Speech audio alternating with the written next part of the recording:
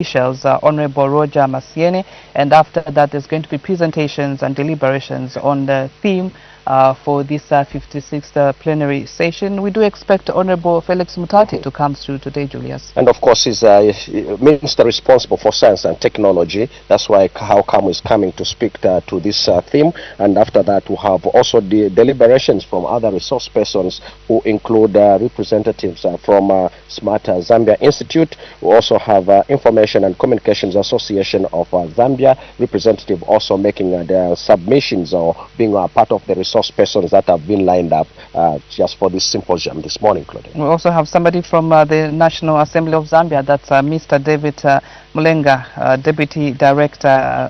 He's going to speak to this theme. So basically, what is going to happen this morning is these presentations in line with the theme for this session, that's leveraging technology and innovation for smart, inclusive and responsive parliaments in the SADC region. And of course, not forgetting REPSI, which is also coming on board and to support the holding of this symposium this morning. So all these deliberations will air them on our platforms live, and that includes Parliament Television on 3 platforms that include GoTV, Topstar and DSTV, as well as our social media platforms, the National Assembly of Zambia official Facebook page, as well as the National Assembly of Zambia YouTube channel, and not forgetting Parliament Radio. And those of you who are online listeners, you can follow these proceedings on either of our platforms. All right, and so I would urge you to stay tuned right here as we bring to you these events as they unfold live here from the Radisson Blue Hotel in Livingston. All right.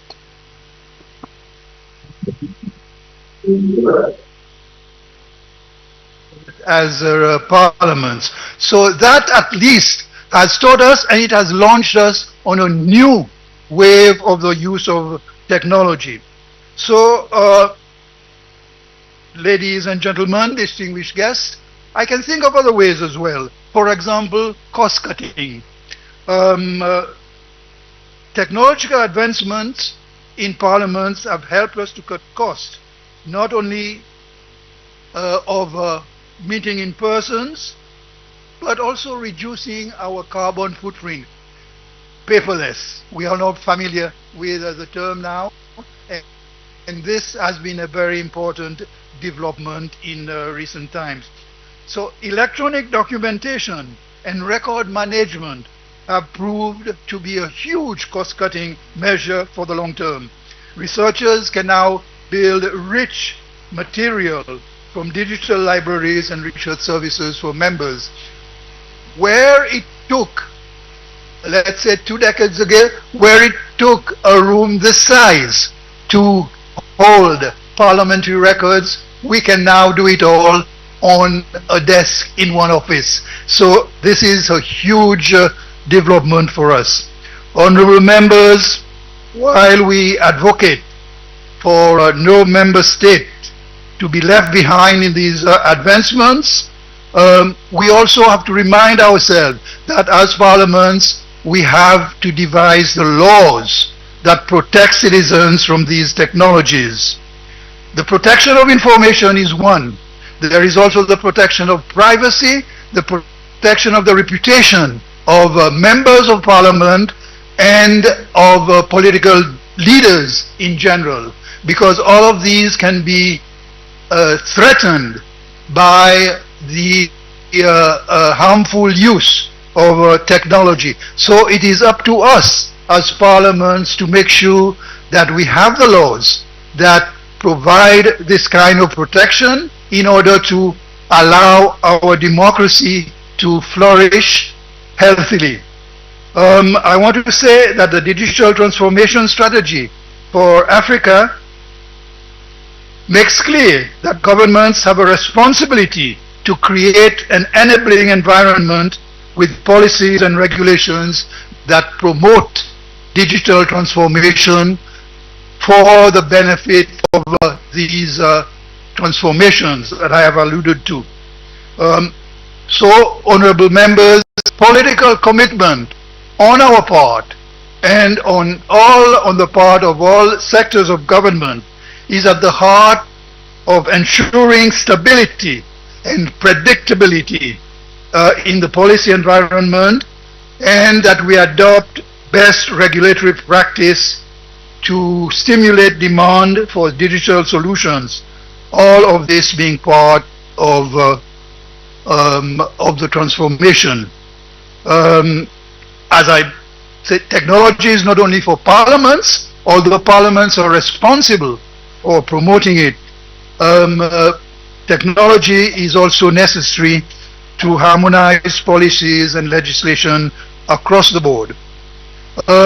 We have an SDG, a Sustainable Development Goal, devoted to this sector, and that is SDG Target 9B, which exhorts us to support domestic technology development, research and innovation in developing countries, including by ensuring a conducive policy environment for inter alia industrial diversification and value addition to commodities. So these are all the areas in which digital technology can have an impact.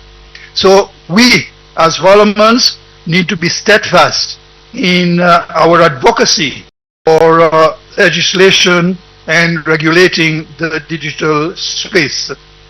It is left to me to call upon each of you, each of us, to look at this topic before us very seriously and to debate it in earnest.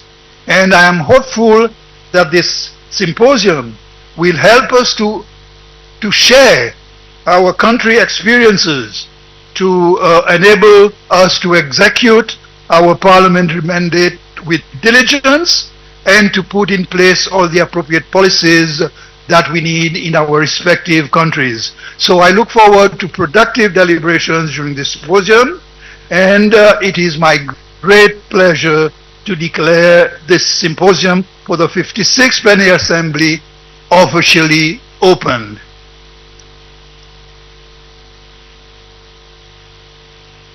Honorable members, ladies and gentlemen, permit me, while I am still at the podium, to introduce the next speaker.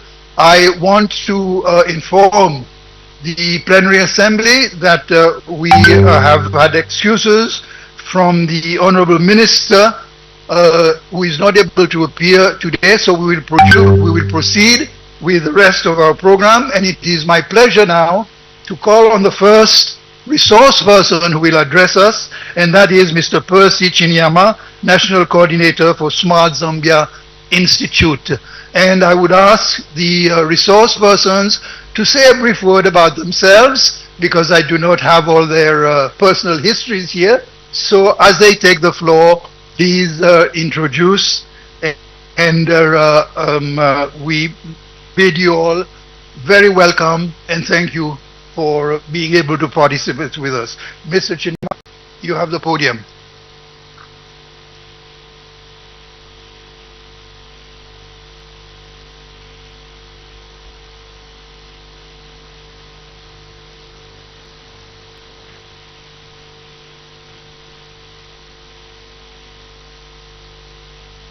Don't come up.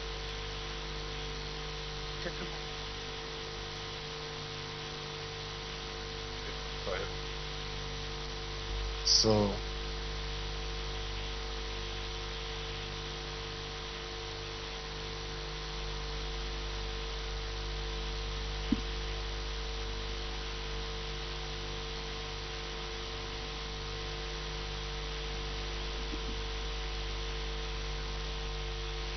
recording in progress.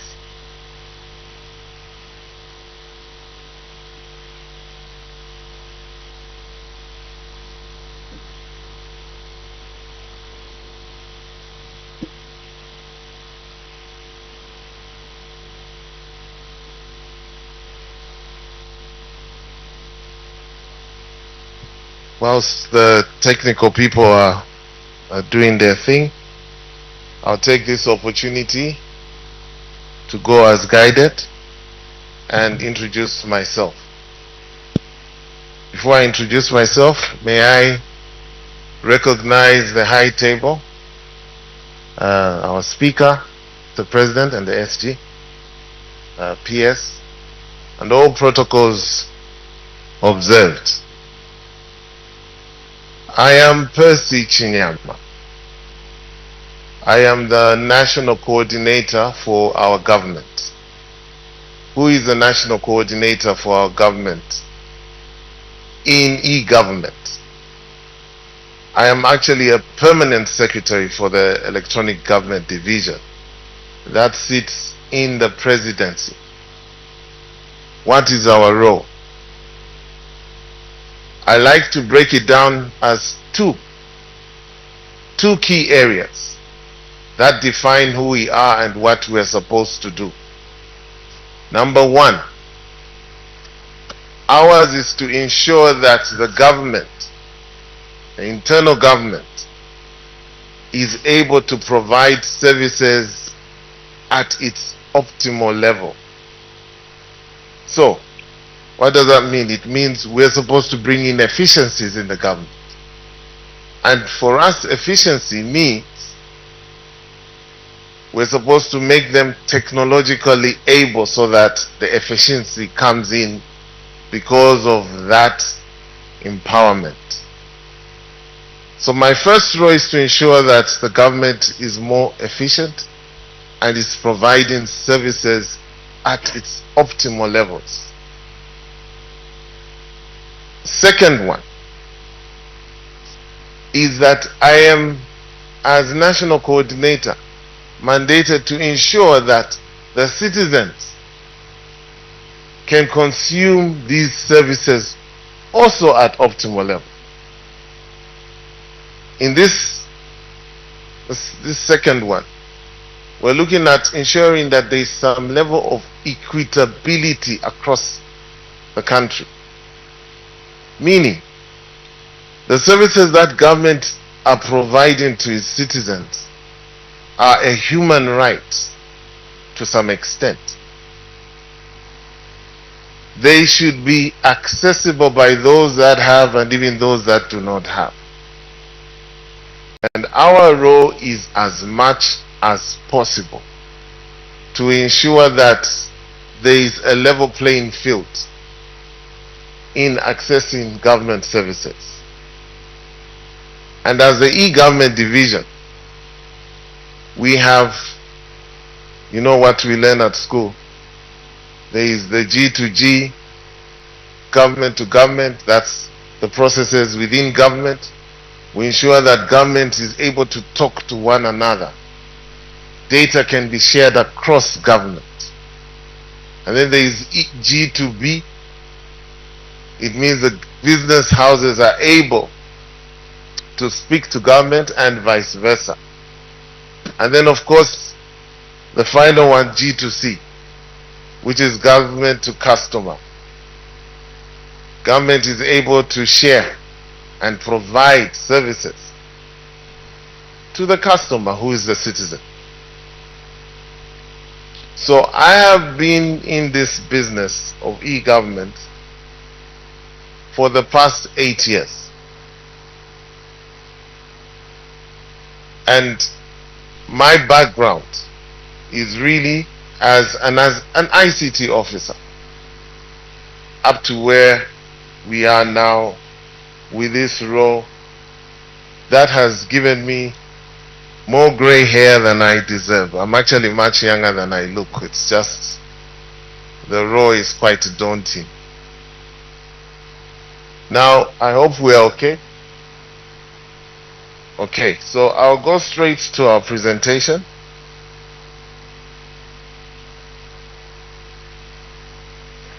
I can't see what I'm presenting on the screens. I guess I'll just have to break it down to you, but I was hoping really you could see this, because it would have made sense what I am sharing with you. However, let's do our best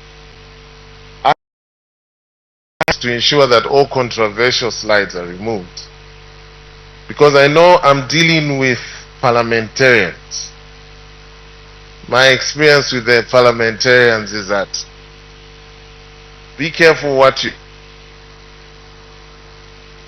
do. So In my presentation, if you could see the first slide, you'd have just seen us trying to show the growth that has taken place in the e-government ecosystem, or should I call it the ICT ecosystem. And in the slides, we're starting from way back as 1964. And then we're showing the different legislatures and the different policies that have come about along the years to ensure that we are with the global trends in ICT. So it shows everything that the government had done, and I'm sure each of our governments that are represented here have gone through the same cycle. Start with the PTC, the Postal Acts. Those were the ones that were close to ICT. And then we move on. For us to move, I'll go straight into 1994, when we enacted the Postal Services Act and the Telecommunications Act of 1994. That was the beginning of the understanding of data. May I mention here that this pathway, according to our history, Zambian history, the Zambian government was in time. Even up to the 70s, most of you, if you do remember, there were only about 5 major machines which were the big servers of those days. I don't know if I should use the terms that were used then, whether we understand, but did we ever hear of the old servers? Do you remember what we used to call them? Somebody here. Ever heard of a mainframe? Anyone heard of a mainframe? IBM mainframe? No? Okay, only the president has. So Zambia was one of the few countries that had a mainframe. In fact, in Zambia we had 3 mainframes. There was one with the Zambia Railways. There was another with the mines, with the ZCCM. And the third one with the Ministry of Finance. I would say in SADC there were probably about 15 mainframes. Most of the countries did not have mainframes. The South African government did have a mainframe. But all the countries, all the neighboring countries, everybody was coming to Zambia to learn about this new ICT journey that had started in Zambia. So you will find that we have trained a number of people in the neighboring countries, let me say in those days, in the 70s. And what happened is after the 70s going into the 80s, maybe because of our economic situation, the pace at which we're moving with the global trends sort of slowed down. The world went ahead of us going into the 90s and into the 2000s. I don't think Zambia was the only country, when we talk about SADC, that had paced down. I think that was the era when the accountants felt they're the most important people in any ecosystem. So everyone was doing accountancy. Everyone was thinking more of accountants and economists. In the region, we sort of lagged behind. Come 2000, we all kind of woke up because of the crunch. Everyone was hearing about the Y2K issues. It was going to be 0-0, things were going to crash down. The realization of the importance of data or ICT then came back. And then, because again of economic situations, we were not necessarily at the pace of everybody.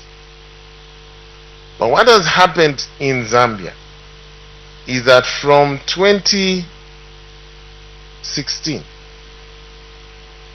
there was a realization that at the pace at which we were moving, at the pace at which the country was growing, the governments were growing, the capabilities of processing data was becoming more and more complex, and we needed more systems that are ICT in nature to help us.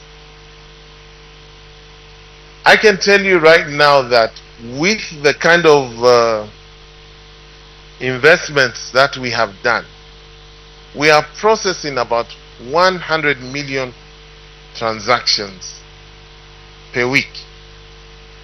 And I just want you to imagine how possible would that be on a manual system. Just to show you the magnitude of the need for this shift. So 2021, they enacted the law to have the e-government division. The government here enacted, and I was appointed as national coordinator for the e-government division. This is when now we started seeing the e-services, the citizen portals, the connectivity. All of a sudden we needed now to connect the country, deal with the backbone. So in this area, the most important thing is infrastructure, and that's why I'm glad we're sitting as SADC.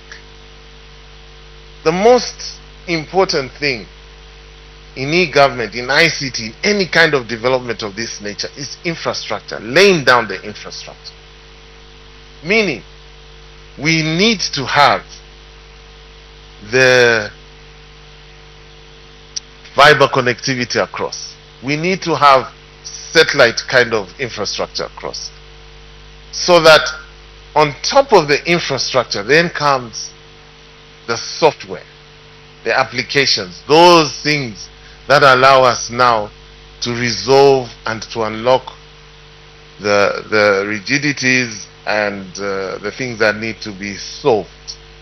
So 2021, we enacted an act that establishes our institution, and we started running.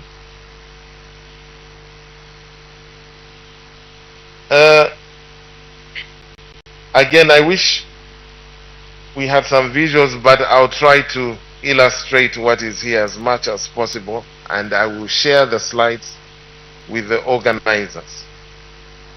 So, legislation done, policies done. We then sat down to look at key areas of innovations that we needed to take care of. One, we needed a very proper management system across government, and therefore we enhanced what we call the government-wide area network, which is a GWAN. I can tell you that in Zambia we have one network which is just for government, and this network goes to each and every province.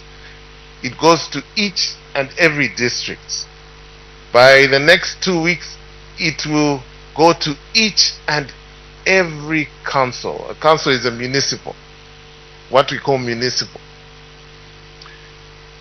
This was our first priority. Next, we wanted to make sure that internet connectivity is available in key areas. And then we went the Starlink way as Zambia. Went the Starlink way, put our Starlink kits across all critical offices. As I speak, the parliamentarians in Zambia, each one of them in their offices have a Starlink kit. So 150 parliamentarians. I thought she was clapping for us. I was almost getting happy. So 156. So why did we have to go this direction? And now let's try and bring it home. Why? First of all, as parliamentarians, our quest must be, how do we get increased citizens' participation? How do we ensure that there is transparency in governance? How do we ensure that people can access information as easy as possible? These 156 Starlink kits are providing free internet in all the 156 constituencies. So all the members of parliament back home, they have opened up their offices to their people to access information through these. And then we have what we call post offices. We have about 106 post offices across the country. All of them have got free internet provided by government. Last week we started a journey to now provide free internet in the public areas in our country. Why? It's the same things: transparency, access to information, accountability, citizens' participation. For the government, these are very key deliverables. And it is clear these can only happen if we have the infrastructure that is required to ensure that there is internet across the country. As parliamentarians here, with all these good things that are said, so apart from that now, we have put services on top of this infrastructure. Right now, you can do about 313 services online in Zambia. You don't need to go to a government office. They are there. You just go on the ZAM portal, whether you are renewing your license, whether you are paying for your land rates, whether you are buying agriculture import and export licenses. That happens online. But I want to talk about the things now that go with this technology that aren't so good. And this is issues of hacking, issues of fake, or what we are calling now misinformation. Now, lately, there are a number of policies that we need to pass. And I hope there are people here representing the civil society. Before I was in government, I was one of those proponents who would be like, no, why does government put this law? They want to be checking us. Hey, they were doing this.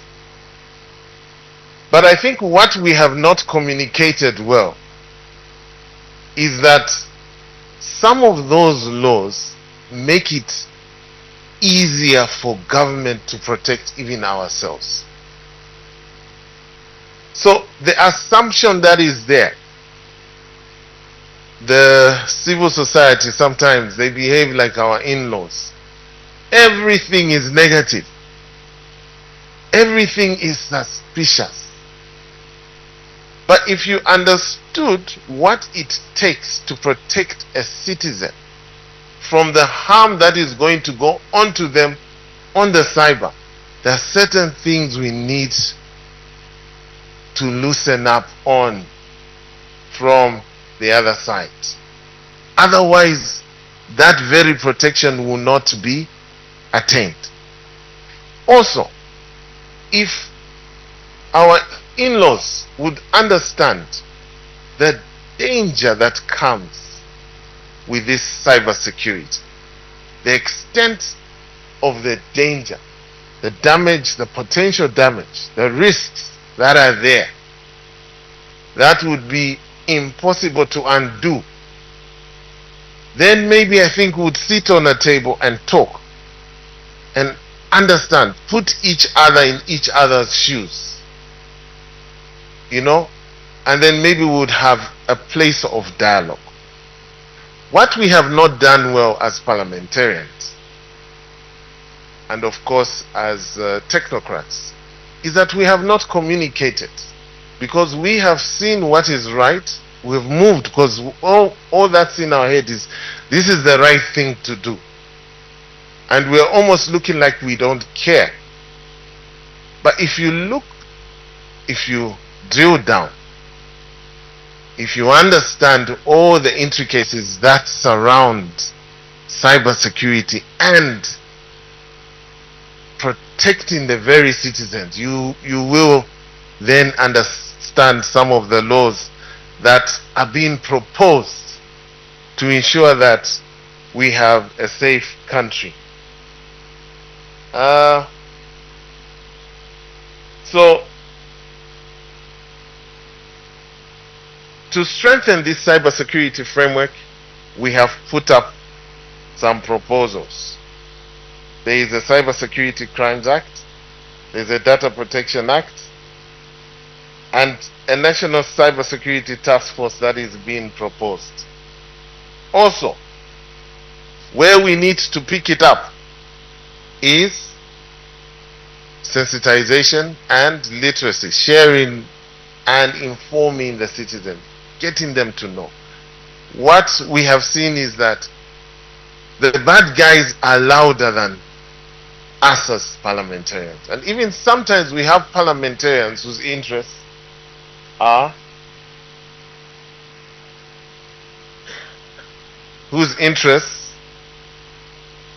work against the good that we are trying to achieve. I'll go quickly to the recommendations. What do we need to do? First of all, as parliamentarians, we need to collaborate. As a region, we need to collaborate. Technology has brought those things that can allow us to live as one, even when we are divided by the borders. In technology, there are no borders.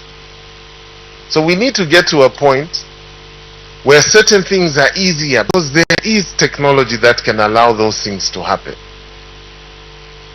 Our president always talks about trade facilitation. He always asks, he doesn't understand why we are still, as neighbors, SADC neighbors, still struggling to have things move from one country to another without all those bottlenecks that are there, all the rigidity that is there, and yet we are neighbors. There are issues. Someone was telling me, in other countries, as regional bodies, they have standardized most of their technology there to ensure that it can be shared across. If I am from Zimbabwe and I have a particular qualification, we need to put systems that will allow that I can walk into Malawi and there is a way to grade that qualification and understand its standing in the country where I have gone. So all these rigidities, where we have treated ourselves as aliens, we have an opportunity as SADC, using technology, to remove them. Absolutely. Issues of digital ID, issues of why we should have passports, when we can use a digital ID that is accessed across the region to ensure we know each and everybody who's coming in and going out. We can even enhance our judicial and legislative processes through the use of technology by broadcasting parliamentary sittings, by also having court cases that are international, and use the very technology to deal with them across the region. And we can adopt standardized regulatory environments, environmental standards, which will allow for ease of doing business across the region. In conclusion, what we are saying in our presentation today, yes, we have an e-government for our country. You probably have an e-government for each of your country. But it's high time, members of parliament, that we think of an e-government for the region. I thank you all. God bless you all.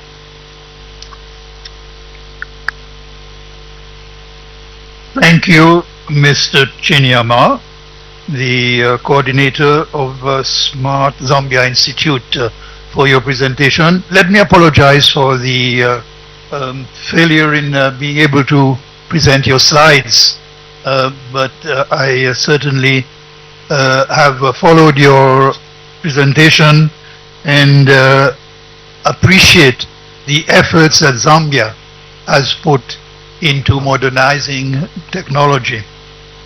I will now call on the next presenter, Dr. Clement Sinyangwe, in the Information and Communications Technology Association of Zambia.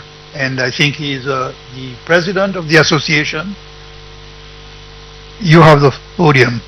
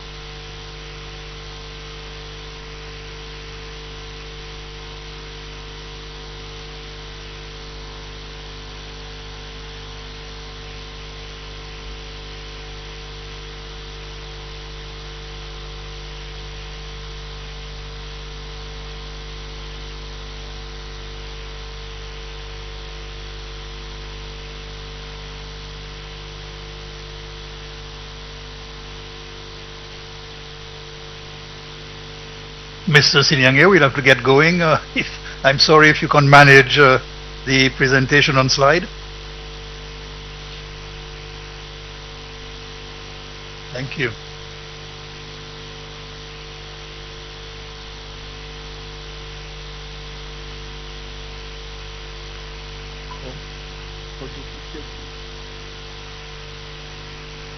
You're not duplicating the screen? Because I won't be seeing that. Okay. Very good. Okay.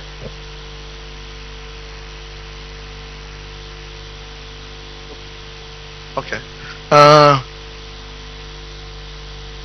Your Excellency, President of the SADC Parliamentary Forum and Speaker of the National Assembly of Seychelles, Mr. Roger Manchin, the Right Honorable Ms. Nelly Utete Kashumba Muti, State Council, MP, Speaker of the National Assembly of Zambia, and the host of the 56th Parliamentary Assembly, Honorable Speakers of SADC, PF, Member of Parliaments and Heads of Delegations, Honorable Princess Kasune MP, Minister of Justice, Honorable Members of Parliament present, Your Excellency, the Secretary General of the SADC Parliamentary Forum, Ms.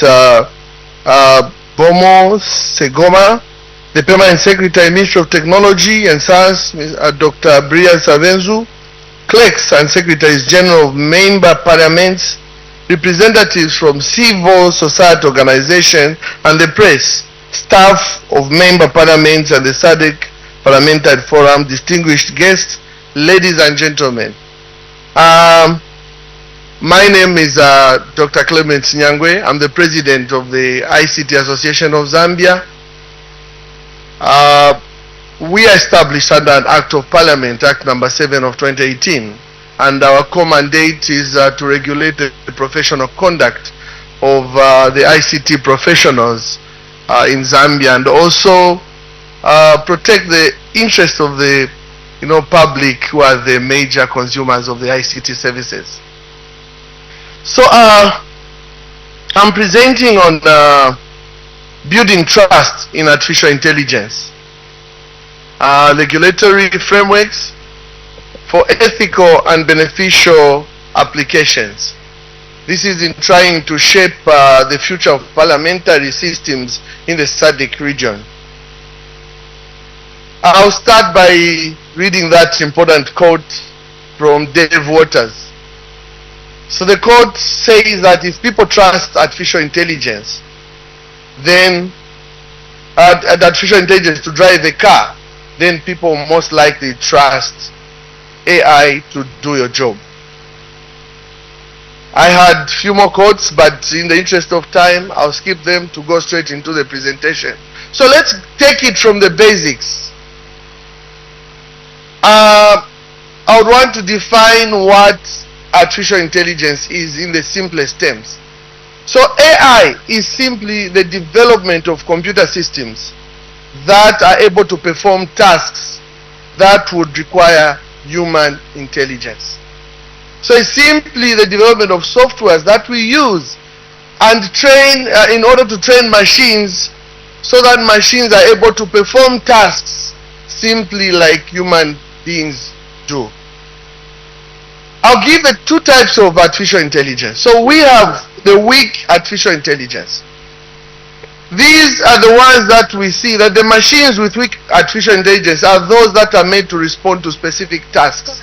Like robots, we've seen, I think in Europe, you find that there is a robot that is built to sweep the streets. It is just programmed to perform a task from A to B, and it does not think like a human being. So it just responds to how it is programmed to do. That's a weak artificial intelligence. When we come to the strong AI, now strong AIs are machines that are able to think and act just like humans. So it is able to learn from experiences. So once you build it, it's able to learn from different situations and start performing those tasks just like a human being does.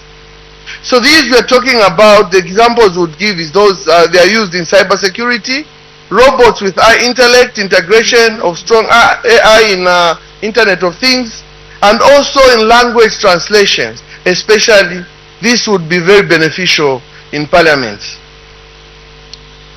Artificial intelligence is based on a process of simply training models. So we build models, then we train them to perform tasks. There are different types of trainings that we give these models. They are what we call supervised learning, where you assist the machine. If I give it an orange, then I write and feed it the response to that, to say, this object I've given you, it's a round shaped, yellow in color, and it's called an orange. Next time it's going to see that, it's going to recognize the actual object and give you the response to that. So the training is a process. We also have what we call unsupervised learning, where we build models and allow them to learn on their own, so they continue learning on their own. So we're not going too technical. So machine learning is just a branch of artificial intelligence and computer science that focuses on using data. So we use huge data sets to train these models. For me to train a model, I need to get data that I want the machine to learn about. So the accuracy of the model is highly dependent on the amount of data that you train the machine on.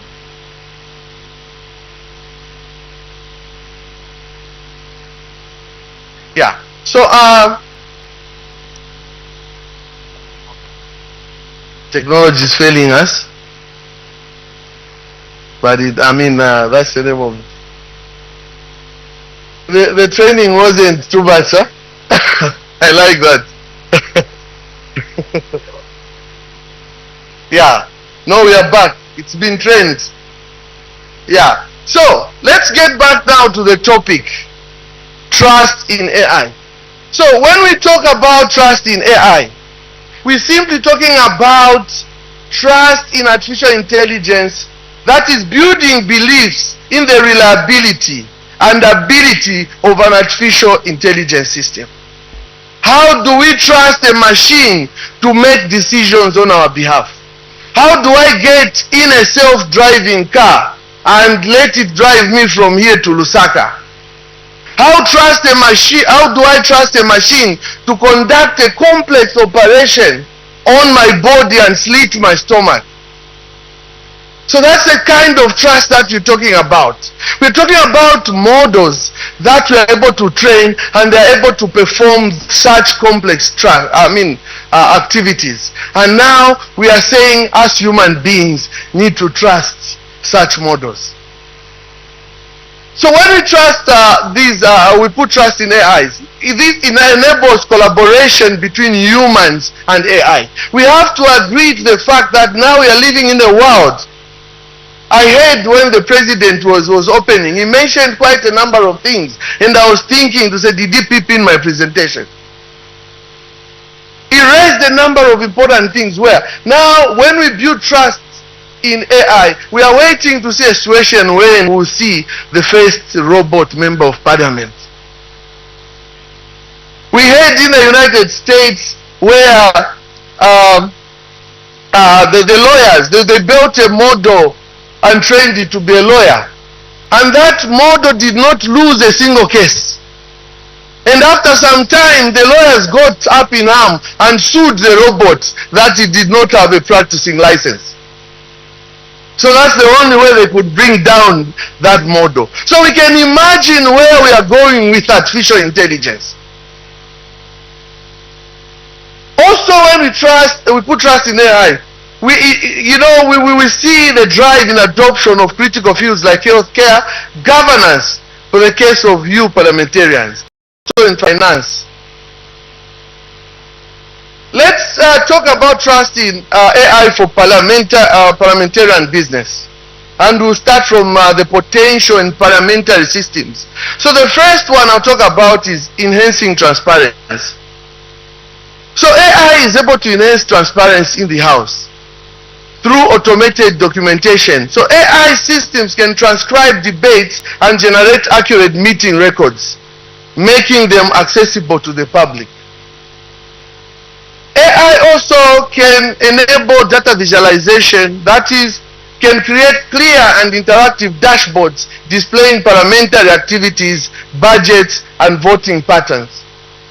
Artificial intelligence also enables us to open data portals, that is, having AI-driven platforms that can process and present complex government data in user-friendly format, allowing citizens to understand parliamentary proceedings easily. The second thing is improving decision-making. We know that the decisions come from you, and sometimes you have to deal with a lot of data for you to analyze and arrive on decisions. But using the artificial intelligence, you will be able to do what we call data-driven insights, and that is allowing artificial intelligence to analyze socio-economic data, public sentiments, and expert opinions to provide actionable insights for policy making. Also, scenario simulations. Many are the times that policies are made, the laws are passed, but we start waiting to see how those laws will be received and the impact that they will create on the citizens. But through AI, we are able to simulate right there in the house. You can create simulators that will show you the expected, responses from the public. Does it need training again?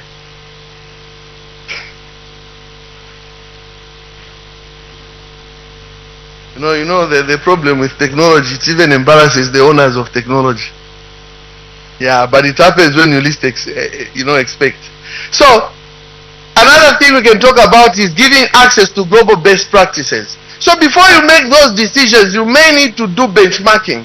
But using AI, we are able now to allow systems to quickly retrieve and summarize international examples of effective policies, offering benchmarks for local decision making. The third thing is facilitating citizen engagement. The national coordinator here was just explaining how the Zambian government has ensured that we have internet connectivity in all the 156 constituencies. So through that, they've allowed the citizens to go there and access data. So now, with that, this specialized communication is easier. We won't worry of citizens that are living in rural areas where there is no connection. They can get to their offices and make use of the facilities. The other one is automation of routine tasks. There are certain routine tasks that you do every day. So AI can handle repetitive and time-consuming tasks, freeing parliamentarians to focus on strategic decisions. Examples I'll give is document management, scheduling, and also email sorting. The other thing, and very important, is predictive analytics. AI-driven predictive models help parliamentarians to anticipate future trends and prepare proactive policies.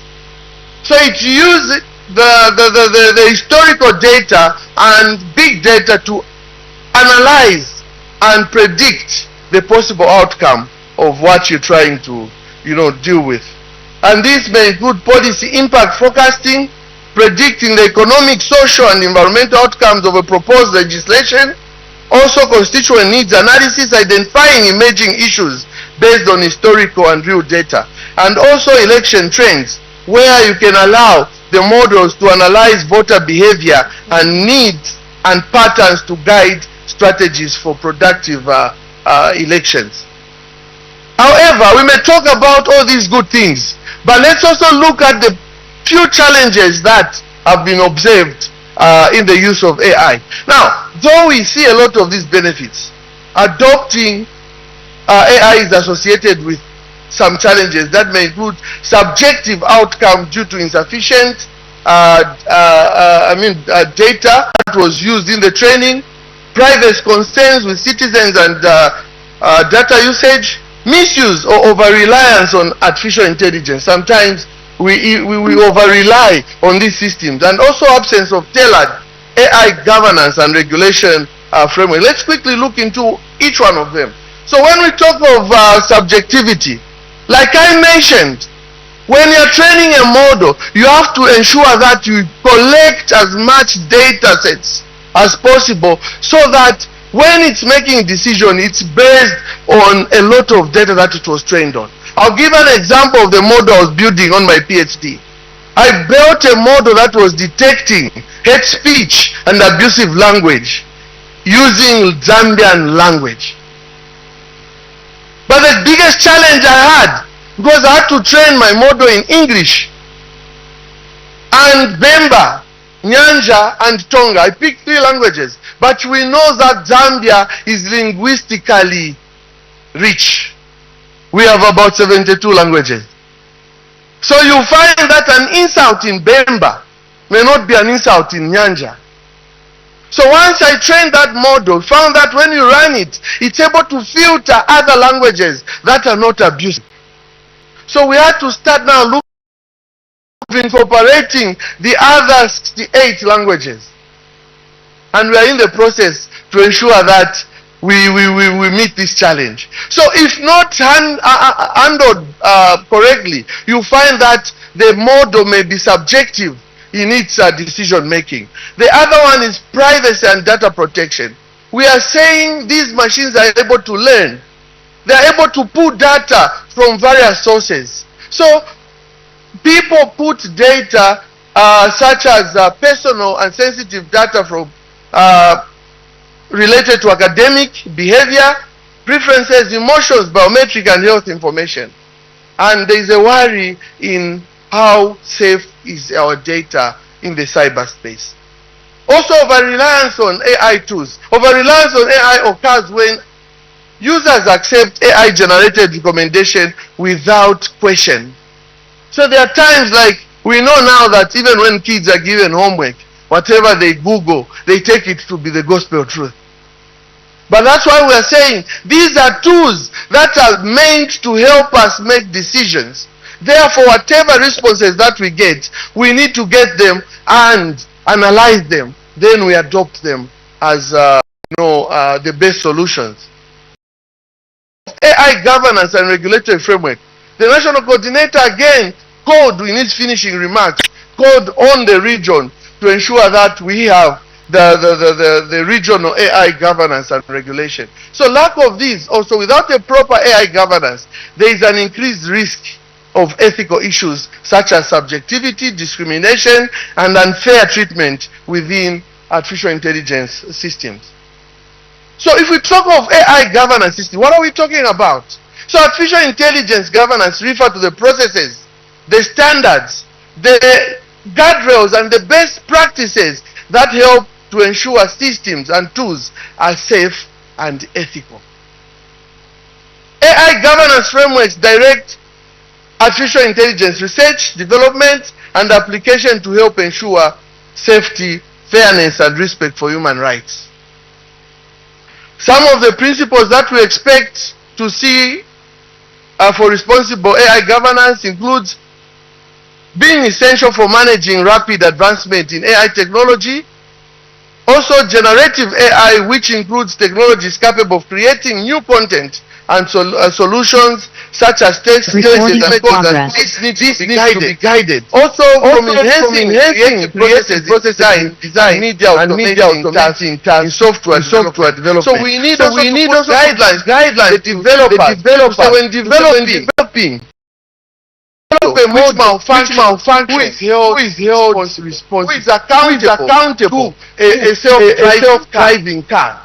If it fails, observe the rules. Then, however, with its broad applicability need for robust AI governance. And the principles of AI governance are essential. Organization of safeguard themselves and their customers. We're talking of things like empathy. We know that a human being has empathy. For me to even break sad news in a place like this, I need to think on the way I'm going to break that. But with AI, even when you're writing an exam and tell your mother is dead. So there are those things. But again, the arguments that models that are able to learn on their own. We can see that these models start developing empathy. That's where we are going. With AI. So everything is possible. Subjectivity control. It is essential to examining data to prevent in real world biasness and subjectivity into the AI model. Also transparency. There must be clarity and openness on how AI algorithms operate. We do not need to create models that favor certain and disadvantage others. And that's where the governance and regulation comes in. Accountability. I gave an example of maybe an health model malfunctions. Who will be held accountable for such? Allow me to just give few case studies of use cases of AI and those that have adopted AI in Parliament. We talk of Estonia. Estonia has adopted AI and developed digital legislative services using AI. Also United they are using AI for transcription services. When we talk of India AI for multilingual translation. Canada, they are using AI for data analytics for policy making. And Finland, they are using it for legislative impact assessment and engagement. What are the recommendations? House. One, we need capacity building.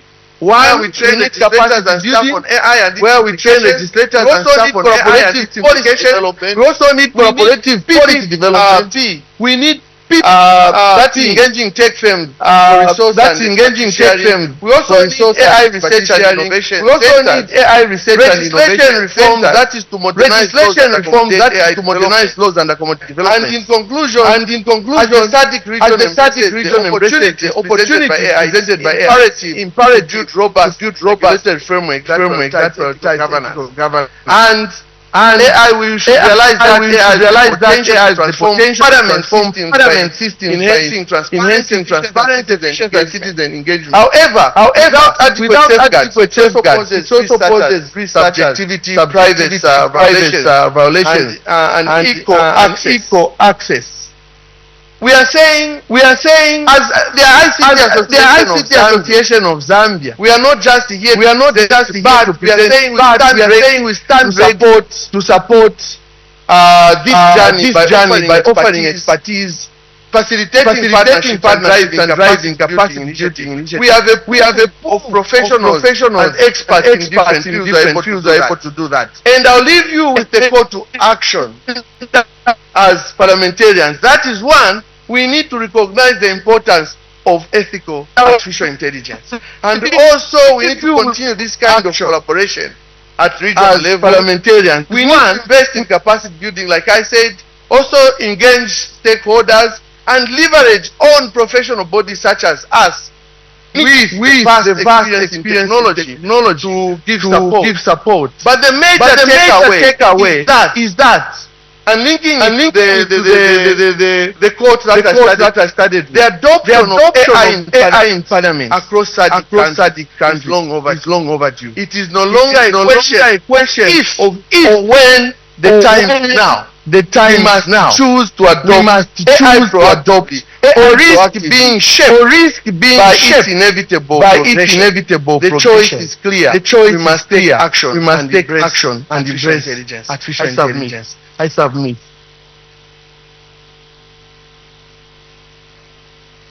Thank you very much, Mr. Sinangwe. The presentation has come very close to the concerns of our members. And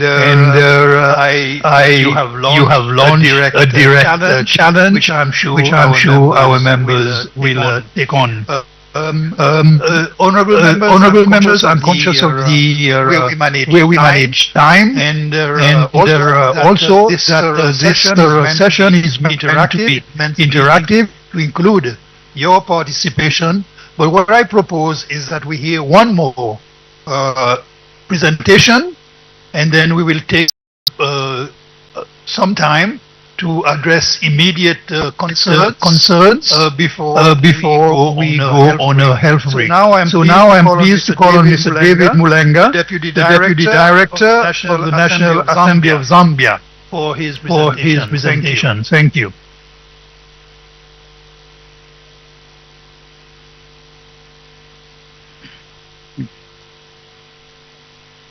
Your Excellency, the President of the SADC Parliamentary Forum and Speaker of the National Assembly of Seychelles, Mr. Roger. Okay.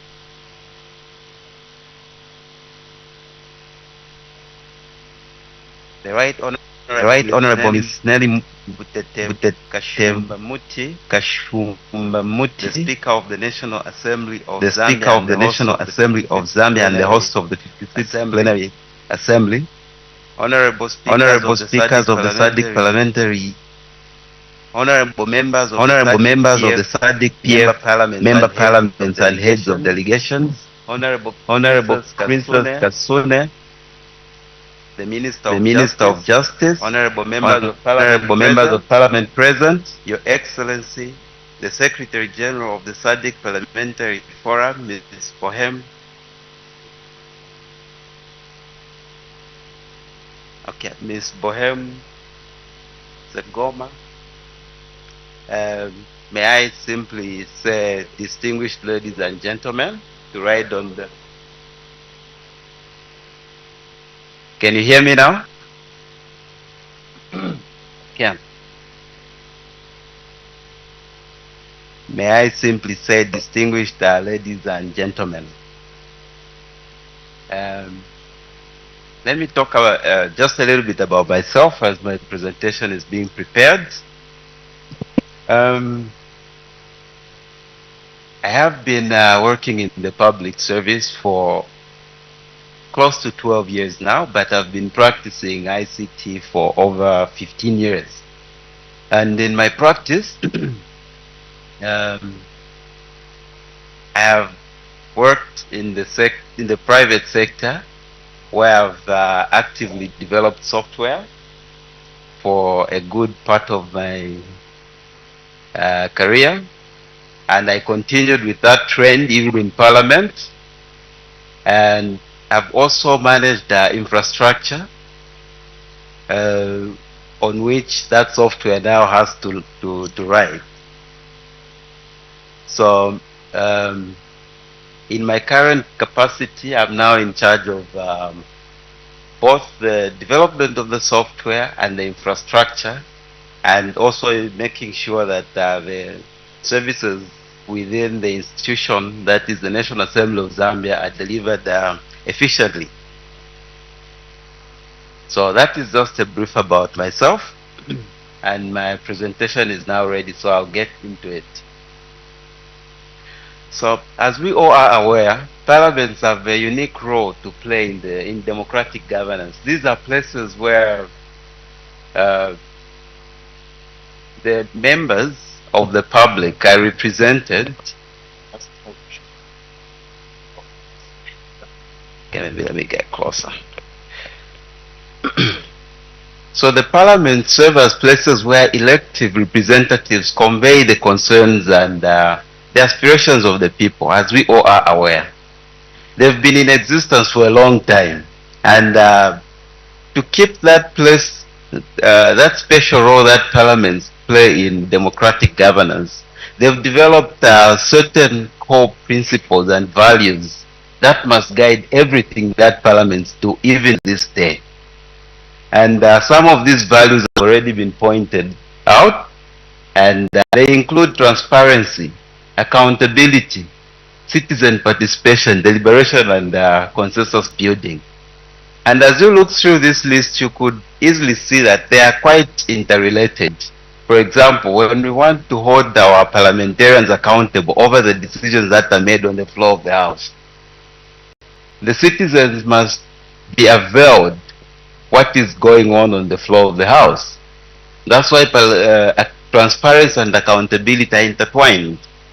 All the parliamentary proceedings, the entire legislative process must be made public for the citizens to be able to hold the parliamentarians accountable.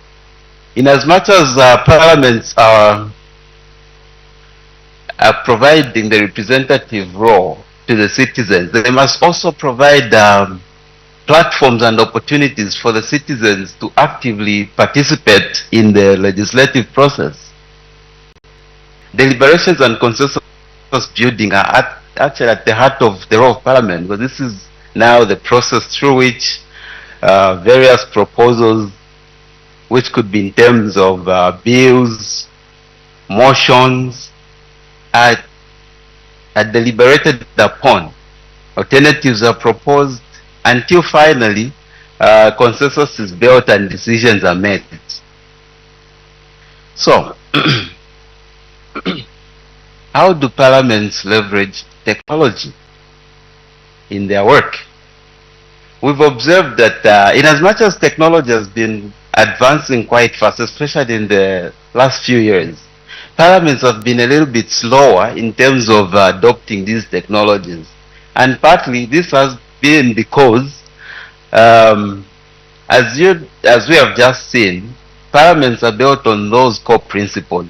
Even as parliaments evolve and adopt technologies, they must not do so whilst neglecting those core principles. We're not going to adopt technology while we neglect why parliaments exist in the first place. However, parliaments, through the reforms and modernization strategies, have been evolving. They've been responding to the social needs, to the technological advancements, and to the needs of the people. And one of the key strategies that has come out of these reforms has been the use of technology in the work of Parliament. So we've seen it's already been elaborated on how technology plays a cardinal role in modernizing Parliament and fostering citizen engagement in the legislative processes. The integration of technology has enhanced efficiencies, transparency, and accountability within parliaments while promoting citizen participation in governance. Adoption of this technology in the work of parliament, however, must always be centered on the humans. Technology is not here to replace the humans. Unlike the example we saw where we have a legal AI which is trying to function as a lawyer somewhere. Technology in parliaments will always be centered on the humans. This is because parliaments have those core values that we talked about to start with. We're not going to come up with AI so that we replace humans, but AI is going to aid the work of the humans in parliament. All we want is to improve the efficiencies. I'll give an example later. Some of the areas that we could apply technology today include streamlining parliamentary operations. As it has already been pointed out, digital documentation and management through electronic that will promote efficiencies within digital establishment of digital data repositories for data organization, labeling and archiving to allow us to have quick access to this data. Legislative research and analysis, and this one I think the previous speaker talked a little bit about this, and this is what is actually prime for mostly AI tools. As we all are aware, computers have the ability to process huge volumes of data within a short time that we just might not be able to match up as human beings today. And so as parliament, through modernization, we're going to adopt those uses from AI that would actually aid us. And in this particular regard, AI is very useful. So in looking at legislative research and analysis, AI tools could be used to analyze the legislative trends. You could subject huge volumes of legislative data to AI tools, and they could easily give us the trends in the legislation, and this information would be very useful to our parliamentarians to identify the legislative priorities or legislation that needs to be enacted quickly enough.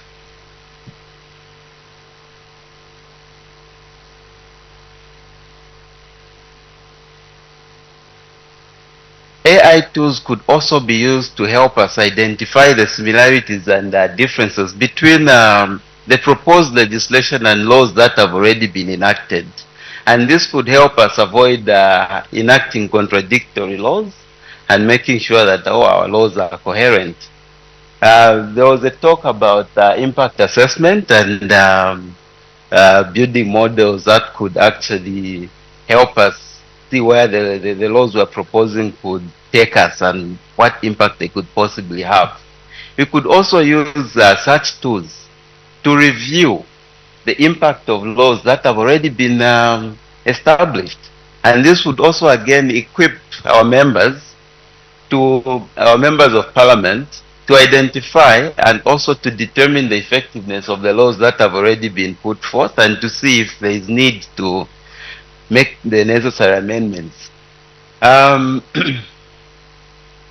As we have been trying to digitize our processes, we've also been, on one end, providing a platform that encourages the citizens to be more active in the legislative process. One such areas is in the committee work, for example, when a piece of legislation has been referred to a committee, the members of the public would be encouraged to make submissions or to make their views known to Parliament through the committee process. The provision of digital platforms to have those submissions received has increased the workload of most committee works. And as we have said earlier, we humans cannot just quickly go through those submissions in time. And this is another place where we could subject artificial intelligence to help us quickly comb through the data, get the trends, group the data accordingly, and that would reduce our workload as members of Parliament. Another area where we've seen technology playing a key role, especially in recent times, has been in the use of virtual or hybrid meetings. There are a lot of online platforms that have actually allowed parliamentarians to now participate in parliamentary meetings virtually. This was unheard of, or at least in most parliaments we were not practicing this until the unfortunate incident of the COVID-19 pandemic. This has already been talked about. Technology could be used today to enhance our work through automating most of our repetitive works. One of the key ones is the audio to text translation. This is very good, especially for the production of the Hansard. In most parliaments today, we sit down, transcribe, then we produce the answer, and the process takes a lot of time. But with modern technologies today, we could quickly, almost in real time, have a version of the answered document published. However, we must take caution here. AI tools, in as much as they could transcribe on the fly, they may not understand the nuances of language. Languages are more complex. So even as we use these tools, we need to have a human behind who is going to go through that and verify that what has been produced by this computer model is representative of what the member of parliament actually said. So we're not going to replace a human being, but we're going to make sure that we lessen the load, we quicken the process. The human being will always be there to make sure they verify the output of these models that we're putting across. AI tools could also be used to translate parliamentary documents in at least two ways. If we go through most parliamentary documents, they have this parliamentary jargon that I think the citizens at large may not be keen on, they may not quickly understand.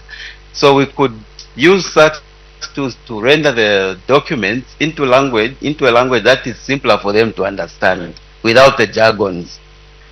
The second way translation services could be used is for multilingual parliaments. We could use AI to translate from one major language to another, and I think there it will also be excellent. And as it was pointed out, it could also be used for doing repetitive works like scheduling of meetings and all. AI enhances technology enhances transparency today. In the past, before most parliaments modernized, I think parliaments were more of a closed book. They were closed institutions. But today we have access to live broadcast of the parliamentary proceedings. We could even live stream to platforms like Facebook, YouTube, and others. This has given access to information to the public in ways that we may not even have imagined some time back. And as it was pointed out earlier, technology could also provide data dashboards that could easily give out information in a certain way to the public. Online portals such as websites where we publish our information, even applications that could easily allow the public to have access to the laws, everything that is before Parliament, whatever Parliament discussed the previous day, how they voted, all those things are tools that are enhancing the work of Parliament. Technology today could also facilitate public citizen participation. Like I mentioned earlier, we could have the citizens quickly make their submissions to the committee work. We could have citizens petition Parliament to take on certain issues that are affecting the communities. Such technologies are also extending to direct interaction between the citizens and the members of Parliament.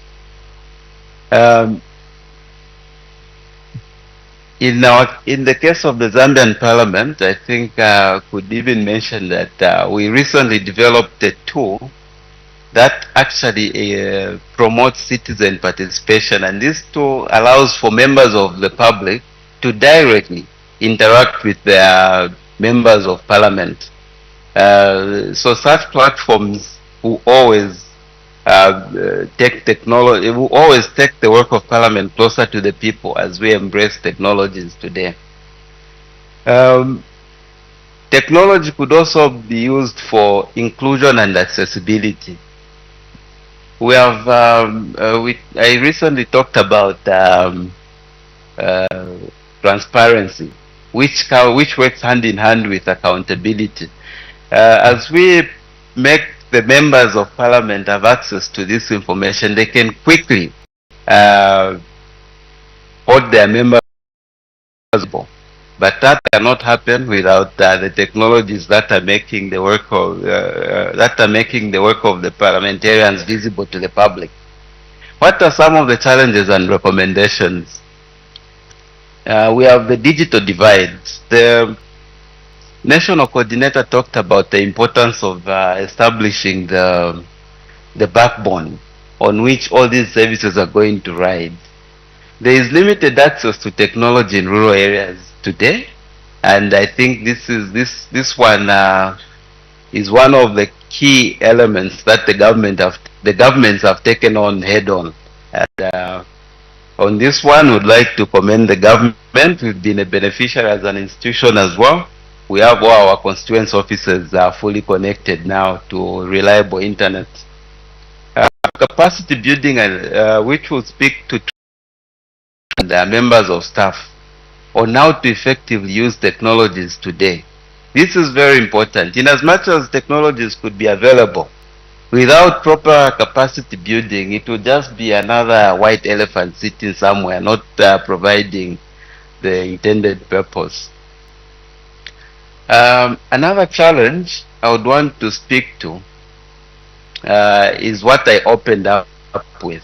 This is the preservation of the balance between innovation and core values. We can all agree that the adoption of technology today makes parliaments more efficient. But this must be done whilst preserving the core values of Parliament. We are not going to make laws that have been made by machines. We are not going to make laws that are not representing our society. But we are going to use technology to help us have access to the right information that could easily make us make the laws that represent our society that we live in today. That is the role of technology in our lives and in parliaments today.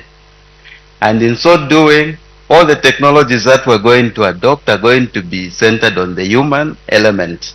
The human is not going to be replaced, but we're going to use all these tools to just make sure that we can get the work done in the best way possible. And I must mention that as we adopt technologies today, as it was earlier pointed out, it must be done within a framework that we agree on so that we know where technology starts and where technology ends. And let me point out that the IPU has developed a number of guidelines on how we're going to adopt these technologies in our various parliaments. And these guidelines are for everyone involved in the process. The parliamentarians, the senior parliamentary staff, and the people who are going to actually implement. They will cater for all those. So in conclusion, let me state that leveraging technology and innovations can transform parliamentary operations and strengthen citizen participation. Technology today bridges the gap between citizens and their representatives, fostering inclusive governance and enabling democratic accountability. And to ensure the sustainability and effectiveness of the technological advancements, governments and parliaments must continue to invest in robust and secure technological systems. And for the third time, I'm going to mention this. The human element must remain central to the processes, all the processes, to ensure human oversight, accountability, retention of the ability and power to correct the course. Like it was pointed out earlier, based on, depending on the data that you use to train your AI models, the output that could be coming out of AI may not be correct. So we still need to retain our power as humans to be able to correct the position and also to make sure that we are in control. We are only using the technology today as a tool. And the continuous adoption of emerging technologies requires meticulous consideration, continuous learning, and a commitment to the fundamental values that define democratic governance. That will be all. Thank you.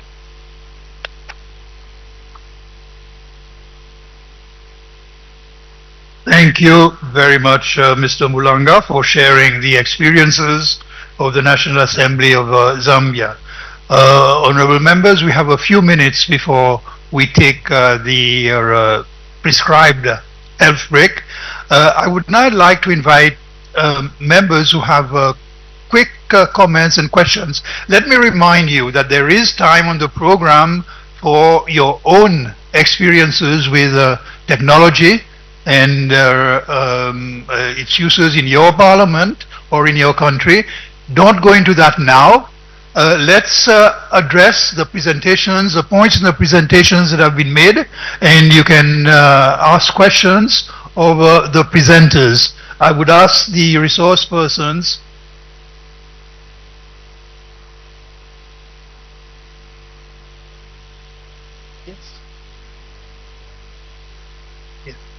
you can ask questions, and I would ask the resource persons to step up to the podium if a question is directed to them, except for Mr.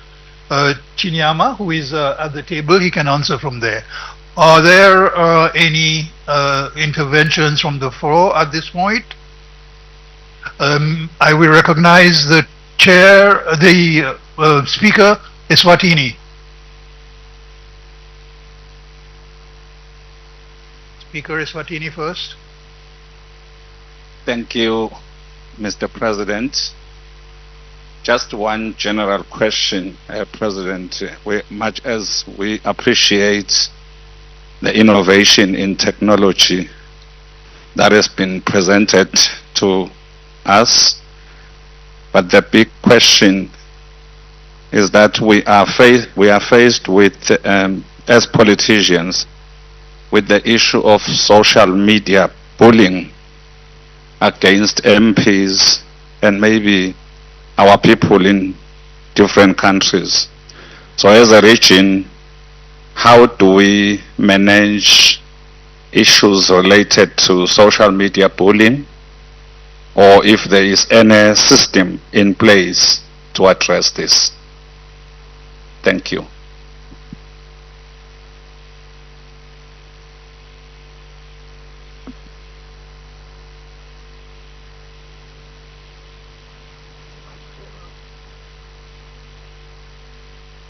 Hello? Yeah. So social media bullying is part of cybercrime. I think these differs from country to country depending on what has been enshrined in the act. But if I'm not mistaken, in our country, I think it's a crime, and there are penalties to that effect. But as technocrats, how we can sort this thing out, like I was giving an example of the model that I built.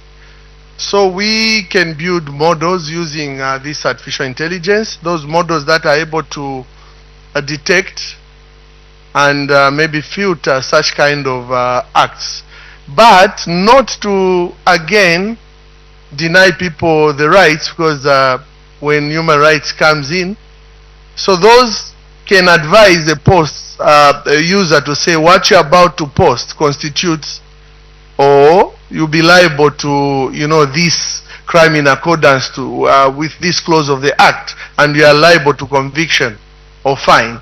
Then gives the person a choice to choose whether they want to continue or not. If they continue, meaning they've assumed the personal responsibility, and now the law can apply accordingly.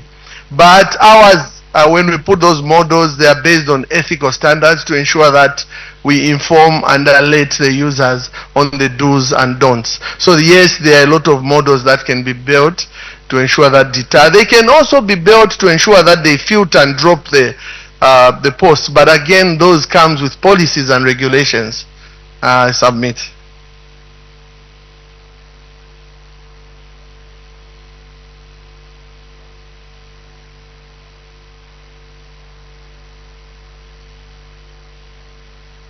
Oops. I have a member from the DRC, I believe.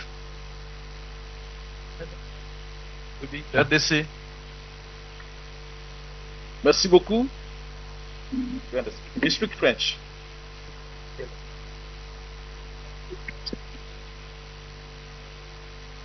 Oui, j'ai...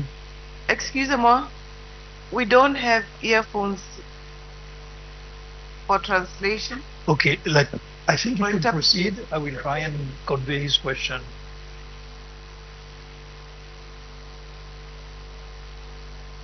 Yeah. Oh, please proceed with the question. S'il vous plaît, honorable. Merci beaucoup. C'est l'honorable professeur Célestin Ikoto.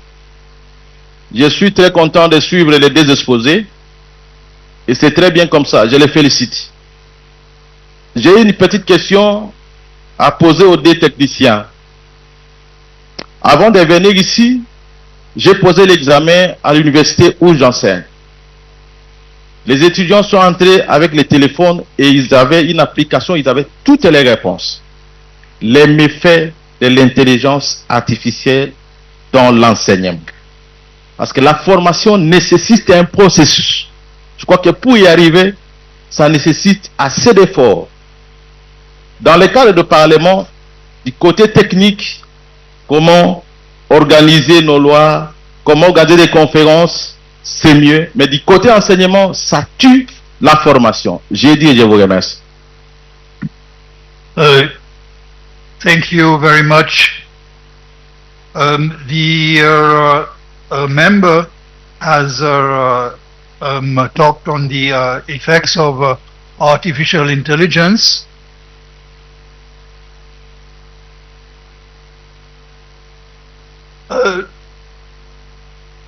Le membre honorable, on a maintenant le service d'interprétation. Donc si vous voulez répéter la question spécifique, précise que vous avez posée, on pourrait procéder. Ok, je disais ceci, que je suis enseignant à l'université de Kinshasa. Je suis aussi député national. Avant de prendre mon avion et venir ici, j'avais posé un examen à l'université. Les étudiants sont entrés avec le téléphone. Il y a une application dans les téléphones où ils ont toutes les réponses. J'ai parlé des méfaits de l'intelligence artificielle dans le sens de l'enseignement. Mais du côté technique, technologique, il y a des avancées. Je prends par exemple l'exemple de la RDC, où une dame a inventé un robot qui règle la circulation. Et ça, c'est bien, du côté intelligence artificielle. Mais du côté de l'enseignement, là où je trouve que ça ne favorise pas une bonne formation. Parce que là, du coup, parce que la formation nécessite un processus. Et pour y arriver, ça prend du temps pour apprendre. J'ai dit et je vous remercie. Merci. Has Mr. Chinyayama been able to follow the question? Would you like to give a response?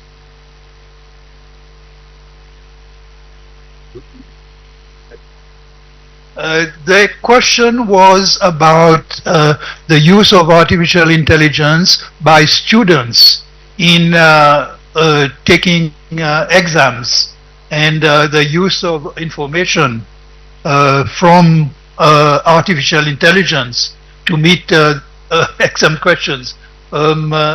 Please. Okay, so when it comes to AI, before I single down to the use by students, what is very clear, and I think what the world has realized, is that we've got to have very strong legislature on AI, because whilst it can be used, it can also be abused, and the way the world is, the abusers are more than they are more effective. So legislation has to be clear and on the point. Secondly, even as much as it came out in the presentations that were here, the resource people, the ones who are providing this AI, must also be held accountable. Now, that accountability also comes from the legislature. It should be clear, the policies should be clear. Whoever is the provider must be held accountable. Now, so once we have legislature, it doesn't stop. By the way, legislature will not stop access to these negativities of AI, because they are on the global net. They are available. But having it there is the most important thing, because you have a point at which you can act from. Without that, you have no point to act from if someone does the contrary. So, now we zero down to the question, and I understand it as, what do we do with students who are using AI maybe to cheat exams? Am I correct? Yes.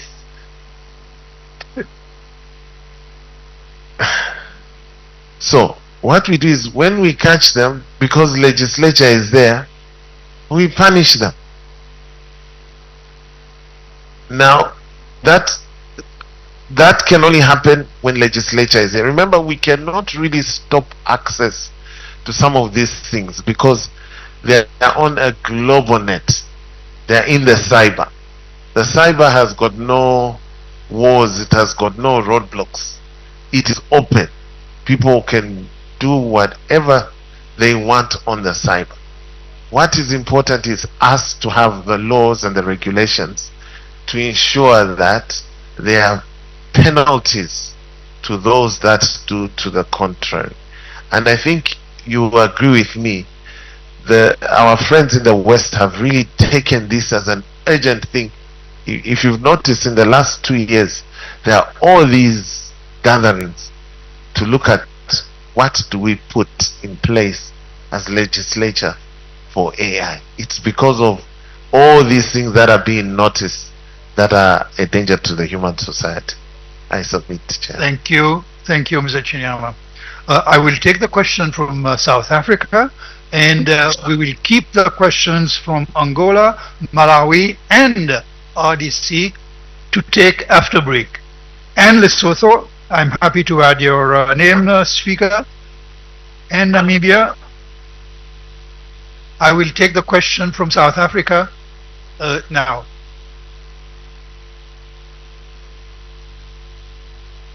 Can we have a microphone on the floor? Thank you.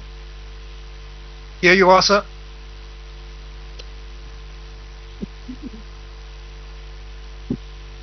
Thank you very much. I just wanted to ask, my name is Kosana David from South Africa. I just wanted to ask the doctor about both the prof and the doctor, I guess, the issue of bullying on the social media, because some people are hiding their names, and it looks like all over the world they are unable to be identified. Whether you call that cyber security, but indeed we have a lot of people now hiding their names, bullying other people, and there's no protection, and they cannot be identified. My second last question as well is that with all the professors and doctors in Africa, we still have no one who has invented an app about what is happening in the world now. For instance, you have WhatsApp, you have X, you have TikTok, you've got everything which comes from the West and from the US. In your meetings, how can we really have our own and have pride to say, this is what we invented? I don't even want to go to issue of cars and other things. I'm just saying in terms of what we have, people who are academic but they are unable to come up with an app which will be identified as an African app, because all the time it looks like we are following and we are just the consumers of everything which comes from the West and from the US. Thank you. Thank you. Mr. Dr. Sinangwe, you have been addressed. Thank you very much for that question. So, yes, we have a lot of people in the cyberspace who are creating anonymous accounts, and that's a very big challenge, yes. But I think as countries we have rights to, collaborate with Meta, the Facebook, and these other social platform owners, so that we see how we can ensure that we develop models that when I create an anonymous account, it shouldn't even be allowed to get in the cyberspace. I know there are many, but I think it's very difficult because you can put down one, another one is created. So the only thing that can happen is when we put in stringent measures to ensure that such accounts are not allowed to be in the cyberspace. I know it's a very big task, but these technologies are just coming in, and we are slowly exploring to see how best we can use them, especially when we adopt them into our corporate world. When it comes to, you mentioned the issue of having academicians, but we haven't developed apps. I think we are getting there. In a case of association, what we've done in Zambia through the Ministry of Technology, we've actually extended this thing to universities. We are creating hackathons where we throw challenges on students. We give them challenges to develop applications, those applications based on real life situations. What we are trying to see is to ensure that apart from identifying skills in students, we see if we can sort out those problems. Because you agree with me that students are very good at providing solutions, even more than us people already in employment. But so far, there are a lot of people who've built applications that are being used in different sectors. I'll give an example in agri-tech. We have early warning systems that have been built. I've seen, I think, a lot of them that are able to alert us on the floods and even some attacks on the crops. We have some predictive analysis models that have been built. So I think we haven't just done maybe a research to see how many people. What we are lacking is a regional AI governance to ensure that, because we guide the usage of these apps. But right now, I think we have a lot of people who are trying to build those. But we'll take it and see if we can improve and develop more apps in that line. Thank you, Dr. Sinangwe. I'm happy to call for our health break at this point. I have the questions from Angola, Malawi, RDC, Lesotho, and Namibia, which we will take right after break. I will have to, and also Eswatini. I will have to limit the questions for the moment to that, because we will have another series of presentations after break, after these questions, and then there will be full time for questions and interventions. Thank you very much, and I will ask the resource persons to please stay with us after break in order to deal with the questions. Thank you.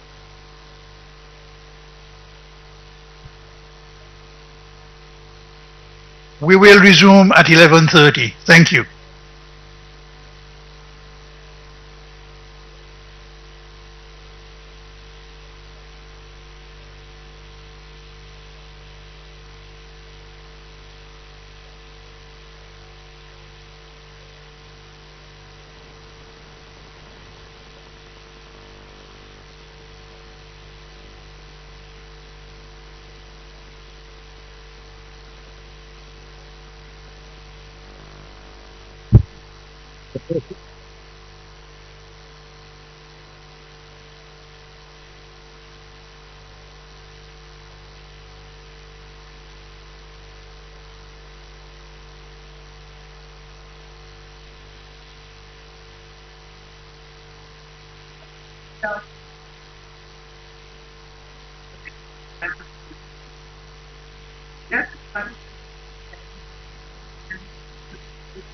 No.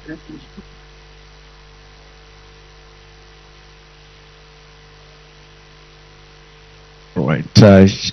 It is.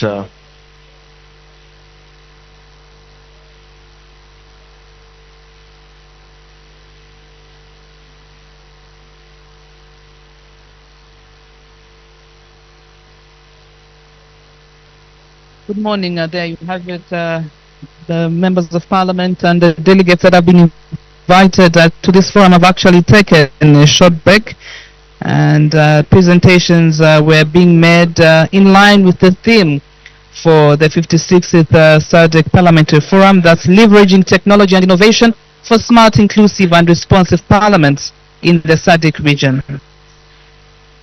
And of course, this session began with an address by SADC President, who's also Speaker of the National Assembly of Seychelles, Honorable Roger Massien, and still on a call and on a drive on to embrace the usage of the continuous developments of ICTs, and also embracing artificial intelligence, which is basically called AI. We did mention in our introductory remarks when we started this session, Julius, that the Honorable Minister of Technology and Science was going to be around, but we were told later that he's not going to be, present during this session. We did have some, opening remarks by the Speaker of the National Assembly of Seychelles, that's Honorable Roger Massien, and of course presentations then followed. We had on the floor Mr. Pesi Chinyama from the national, he's actually the national coordinator from the Smart Zambia Institute. We also had a presentation from Dr. Clement Sinyangwe, Information and Communications Technology Association of Zambia President. And also the other presentation which we just had that led into the question and an interactive session was David Mulenga, who's Deputy Director in the Information and Communication Technology Department of the National Assembly of Zambia. So from the presentations that were made, Julius, it's like almost everyone is for the idea of the use of, artificial intelligence. Of course, there are, negatives. Exactly. There are those still gaps that need to be addressed.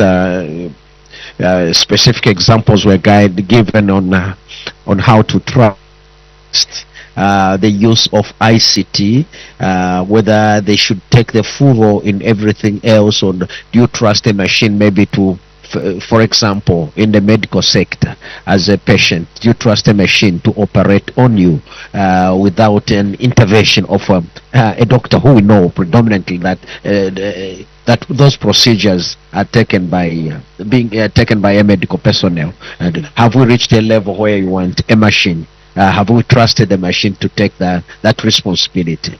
There are also calls to say, how does a machine practically just do the operation of any event without human intervention? And just on a lighter note, at some point that when those arguments were being made, technology had to fail in where we seated, and so it was like, well, as we are advancing this, and now practically on the floor, like it happened, then the machines are failing us. Have we reached a stage where we should roll out and depend entirely on machines? It's a 50-50 situation, but if you look at the parliamentary setup, when you look at deliberations, from the presentations, most of the facilitators were saying it will actually, artificial intelligence actually makes work easy when it comes to, deliberations in the House. There was an interesting presentation that our very own David Mulenga made. He's a deputy director from the National Assembly ICT department. We will not use machines to make laws, but rather use technology to make laws. Exactly. And he also focused on these pillars, which included in this process that there should be transparency, there should be accountability, and also there should be a platform for citizens' participation, and also that these deliberations, and also there should be consensus building as we transition in the usage of of technology. And Mr. Sinyangwe, Information and Communications Technology Association of Zambia president, actually implored on all, parliaments in the SADC region to embrace, artificial intelligence. And he actually did say that this is actually long overdue, so have been done way back. And actually he did emphasize and said, if we do not embrace it, at some point, whether we like it or not, the use of machinery will actually embrace us. Absolutely. So it's better to prepare for the future, to accommodate it, because it's here to stay. AI is here to stay, and it's going nowhere. It's all right. So deliberations will continue. We have deliberations and recommendations regarding the topic that is under discussion, looking at the theme, which is leveraging technology and innovation for smart, inclusive, and responsive parliaments in the SADC region. So at a few minutes from now, we'll get back to the deliberations and recommendations, Julius. Yes, we still have we expect the presentation by Repsi also to come from. Oh yes. That's once that is done, then we'll go into the other deliberations. Absolutely. All right. So for now, we'll take a break. We'll be back on the other side.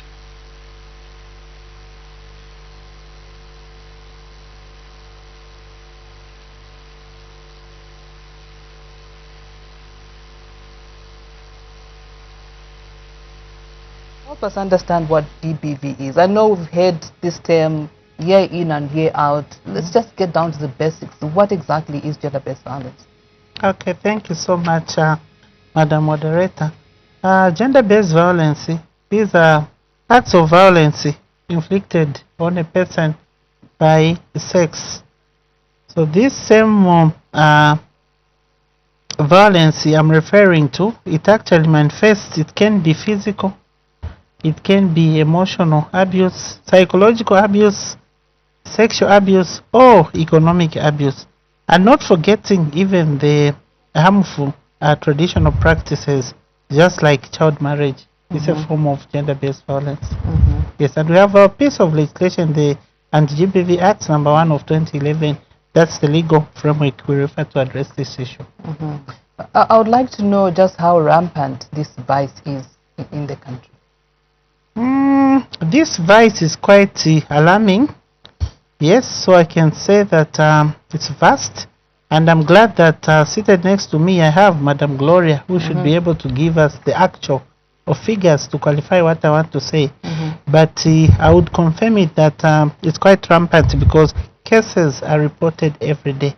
And as if these cases have known that we are actually, during the campaign, the 16 days of activism against gender-based violence, so these cases also, they are always happening every day in compounds, even in urban areas, to mention a few. So countrywide, it is rampant, and I'm sure at a later stage, my colleague should be able to give us the actual figures to confirm what I'm saying. Okay, so Ms. Muvita, before you give us the statistics, it's interesting to learn that a lot of people actually report, these cases. We tend to think that, people who are victims hardly report these cases because of, the consequences of reporting a breadwinner, for instance. Just shed more light on that. Oh, thank you very much, Ms. Indaza.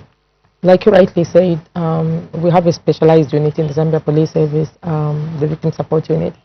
So that is the unit that is instrumental in receiving these reports. But we know that also we receive a majority of the cases from the funders. So people are reporting because they believe that, and they know that the police will process their cases and ensure they get justice.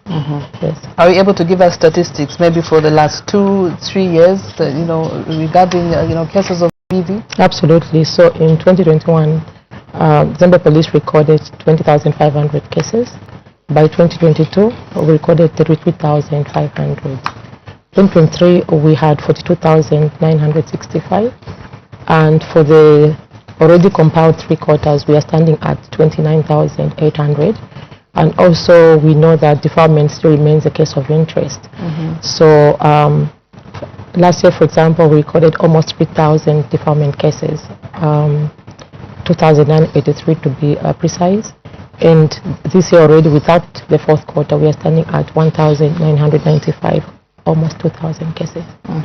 So apart from deferment, which other cases are rampant? Okay, so the most rampant is physical abuse. The most rampant form is physical abuse, and in that bracket, the most rampant is assault occasioning actual bodily harm, then followed by economic violence, and then sexual offenses, then lastly mental abuse, in that order. I'll get back to you. Let me get to Ms. Piri. What are the causes of all this, GBV? The causes of all these cases of GBV are several, but if I may to describe it from the gender perspective, it's because of the gender inequalities. So in these gender inequalities could be power relations within the households. Issues to do with poverty is another thing. Then there's also issues to do with unemployment. I remember very well even the time of the partial lockdown, the time of COVID, when most men had lost employment. During that time, we had a lot of cases of GBV. I'm sure my colleague will attest to what I'm saying. And this is because, when someone is unemployed, there's an issue, hardship, economic abuse comes in the home, whereby instead of you being happy, you're always fighting even over simple things, and all those quarrels were coming as a result of the man, the provider, being out of employment. Then even the issue of abuse of alcohol is another factor that perpetuates these cases to be happening. And even things like, I'm avoiding to say weak enforcement of laws. Of course, let me not run away from it. Sometimes it's also another thing. And even how these victims are received in the mechanisms we've put in place, it's also a contributing factor. I'll be more practical, because from a man traditionally is known to be a strong creature, so to speak. If a man has been a victim of GBV, he walks to Zambia Police Victim Support Unit or just Zambia Police Office to say, no, I've come, what is the problem? My wife has beaten me.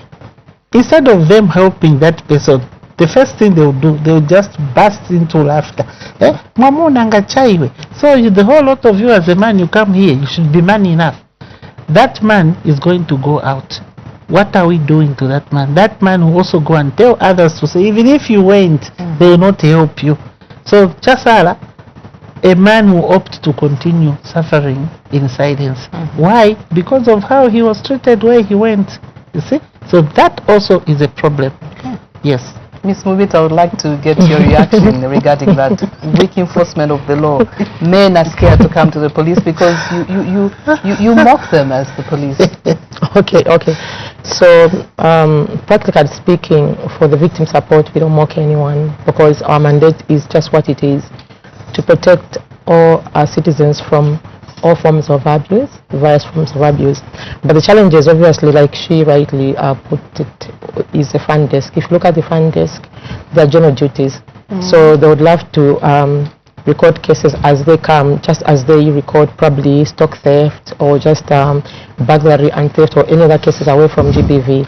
But also, culturally, like she rightly put it, the police officers also are part of these communities and sometimes may have personal biases, but having acknowledged that challenge over the years, we realize that the gap between the victim support, which is very specialized, and the front desk office has been growing. So now police command has authorized training of integrated police teams, because previously we were just being trained as specialized police teams, victim support and child protection. So the more we became professional, the others were left behind. So now the police command is saying we shouldn't leave anyone behind. So we did develop a manual that was launched this year for all the police training colleges and including in-service, to ensure that everyone is trained. And with the directives from police command and approval, we now ensure that if we're training 30 officers in GBV, 10 will be coming from the front desk office, 10 will be criminal investigations, and 10 will be from the specialized units. So over time, you will definitely see this change. Officers are really appreciative of the fact that the way you handle victims of GBV is definitely not the same way you handle other crimes. But of course, the bottom line is, how do we handle victims of crime generally as a police service? Because that is a service we're providing. People should not be afraid to come and get services, even if it's not GBV. So we're just trying to ensure everyone is well trained to receive these crimes professionally. Tell me something, during this period of the 16 days of activism against gender, how busy is your department? Extremely busy. I think I even feel like, I don't know, by the time we reach 10th, we are so busy right now, there's nobody in the office. In terms of sensitization of people that are coming through to the office? Yes, I know people have gone to Luangwa in the last few days. I know tomorrow people are going to Chirundu, the other day Kafue, and then we've been to to Mongo to launch Operation Basadi, which is a precursor, and it's a SADC operation conducted simultaneously by SADC or SADC police organizations, just to ensure that we set the ball rolling. But generally, when it comes to the victim support units across the country, we are busy sensitizing, investigating, and providing professional counseling services to victims of crime. Even after the 16 days of activism is over, that actually does continue. It does continue. I think the focus here is just around probably its intensity, because for us that is our day-to-day mandate. So when we wake up, what are we supposed to do? We know our constitutional mandate to prevent crime. How do we prevent crime? Sensitization, visible policing in patrols. So for us it's a day-to-day basis, but we do conduct special operations during this particular period, just to intensify our operations. There could be somebody out there who's watching us right now and they're a victim of gender-based violence. It could be a man, it could be a woman, or it could be a relative who's going through such. How do they, get to report these cases? Do they come directly to the victim support unit? And is your department dotted around, the country? Just tell us more about that. Okay, absolutely. So the Zambia Police Act, which establishes the victim support, provides that there shall be a victim support unit in every police post and police station. So we are obviously present in countrywide, in most police posts, not all, of course, because we look at really, some police posts don't really have what it takes to provide those specialized services. But in all police stations, some police posts, we do have victim support unit. So people do walk-in reporting, as well as some do call just to report cases and just to seek guidance on how to proceed with their cases.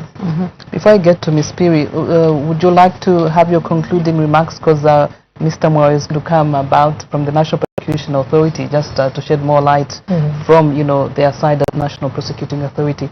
Do you have any other remarks that you'd like to share?